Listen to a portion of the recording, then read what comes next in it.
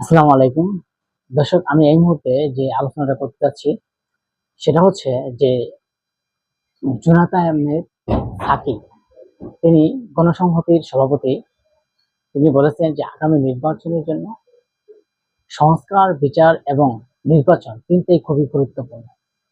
এবং তিনি বলেছেন যে আগামী এই তিনটা জিনিস অনেক মানুষ মনে করেন যে বিচার এবং সংস্কার, এই দুইটা মনে হয় নির্বাচন হলে বাদ হয়ে যাবে।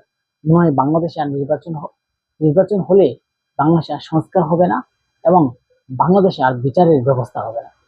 এটা ভুল ধারণা তিনি ব্যাখ্যা দিয়েছেন।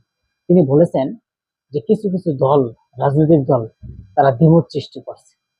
কারণ আপনারা যদি সংস্কার চান, বিচার চান, কিন্তু এই সরকার একটা নির্বাচন, সেই নির্বাচনের মাধ্যমে আগামীতে যে সরকার সংগঠিত হবে এবং যে সরকার জনগণের ভোটে একটা গণতান্ত্রিক সরকার আসবে, সেই সরকার বাংলাদেশে বিচার এবং সংস্কার সবকিছু তারা করবে এবং বাংলাদেশের নির্বাচন আগামী কোন পথে যাবে এবং বাংলাদেশের মানুষ কি চাই সেই গণতান্ত্রিক সরকার করবে। কারণ কারণ হচ্ছে কিছু কিছু মানুষ বলছে যে পেয়ার পদ্ধতি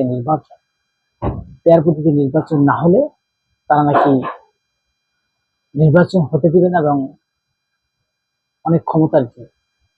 তিনি একথাই একটা স্পষ্টভাবে বলে দিয়েছেন যে যদি আপনি হুমকি দিয়ে কোনো কিছু তৈরি করতে চান, যে বাংলাদেশে পেয়ার পদ্ধতি নির্বাচন না হলে আমরা নির্বাচন করতে দেব না, তাহলে এটা একটা হুমকি। কারণ এই যে জুলাইয়ের গণঅভ্যুত্থানের মাধ্যমে ছাত্ররা যে আন্দোলন করে, সংগ্রাম করে যে দেশকে স্বাধীন করবে, সেই দেশের স্বাধীনতার কোনো মূল্য থাকবে না। এই স্বাধীনতার কোনো মূল্য থাকবে না, এরকমটাই কিন্তু জুনায়েদ আহমেদ সাকি সাহেব তিনি বলেছেন। তিনি একজন রাজনীতিবিদ এবং তার কথাটা স্পষ্ট এবং সুন্দর লাগে আমার কাছে অনেক। তো তিনি যে বিষয়গুলো স্পষ্টভাবে বলেছেন যে আগামী নির্বাচন বিশেষ প্রয়োজন, কারণ নির্বাচন বানচাল করলে দেশের অবস্থা আরো অবনতির দিকে যাবে এবং খারাপের দিকে যাবে।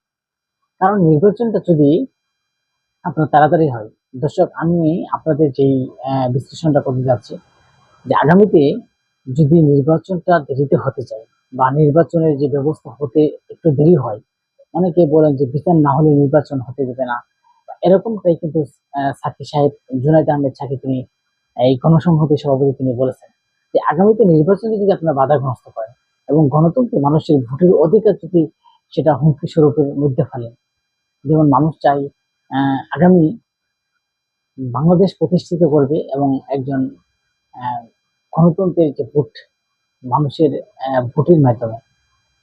ভোটের মাধ্যমে একটা সরকার প্রতিষ্ঠিত হবে। এখন যদি সেই ভোট না দিয়ে মানুষ বিভিন্ন কিছু ভাবে বিভিন্ন রাজনৈতিক দল বিভ্রান্ত করার সৃষ্টি করে এবং বিভিন্ন রাজনৈতিক দল তারা নিজেরা কিছু জোরপূর্বক কিছু দাবি পালন করে, তাহলে কিন্তু সেটা বাংলাদেশের জন্য কাম্য নয় এবং ভালো হবে না।